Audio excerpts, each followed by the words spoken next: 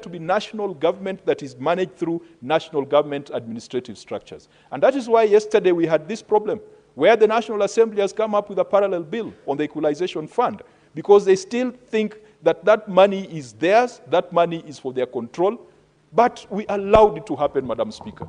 I wish Senator Faki was here. He would have told us that he promised this House that let us pass these regulations to allow access to the fund, because the fund had not been drawn for a long time for lack of regulations.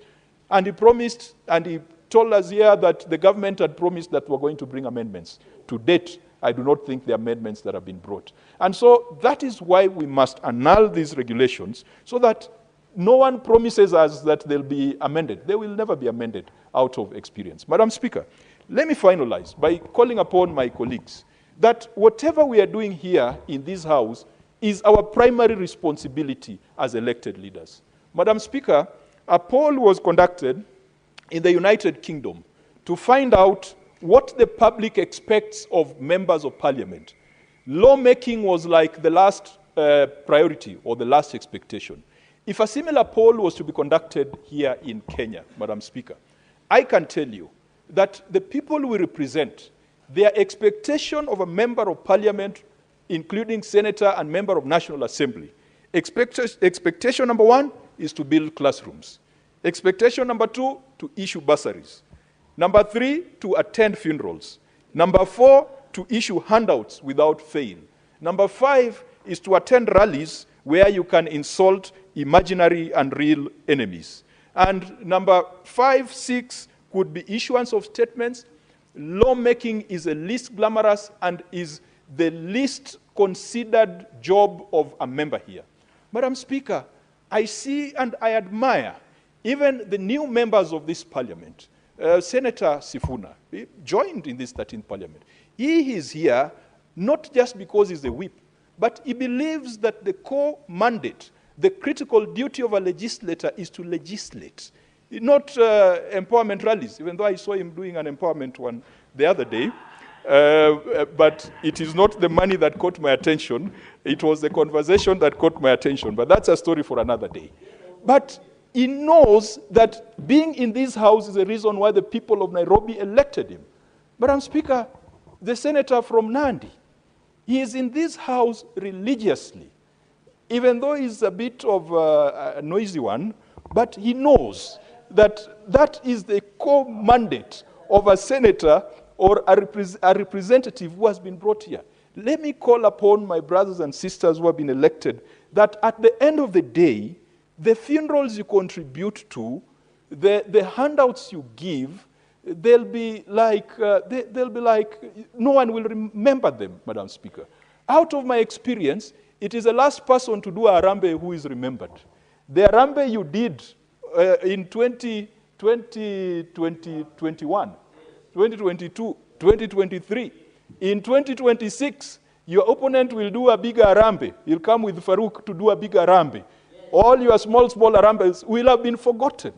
But your record and active participation in Parliament will live on. Madam Speaker, today we went to do prayers for Phoebe Asio.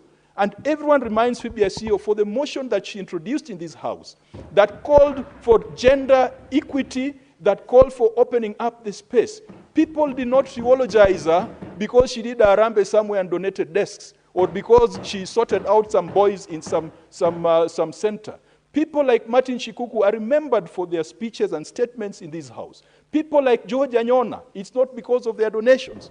And so as we head into the weekend, and I know some of my colleagues are going to board choppers and are going for empowerment things, please, let us focus on policy, legislation, regulation that can provide a level playing field for all Kenyans to be able to access opportunities, for all Kenyans to get empowerment. The idea of donating 64 shillings to women groups or 1,000 shillings to women group is tokenism, is a handout culture. And Madam Speaker, the party that I subscribe to, the ODM party, has always been against using Harambee as a model for development, because Harambee fuels corruption. When someone whose salary at net is 150,000 is donating 5 million in 1 month, that is corruption looking at you straight in the eye. And Madam Speaker, we are not going to grow this country if we continue with this pretense of empowerment rallies and empowerment arambes. That cannot be our model for development. Madam Speaker,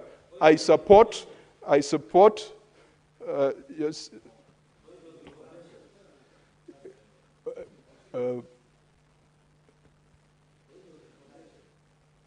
Senator Kajwang, do you want to be informed?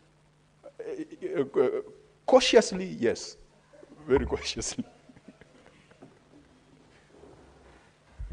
Madam Speaker, I want to inform my chair, Park, and I like his eloquence, that the ODM Secretary General, Senator Sifunda, donated 1 million in Saboti, Amis.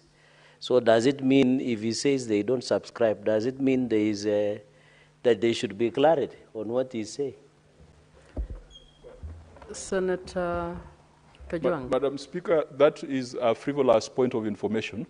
My Secretary General declared the source of his contribution. He declared, including members of this House, and so he fully accounted for it. Madam Speaker, with those many remarks, I support the report of the committee. Senator Seki.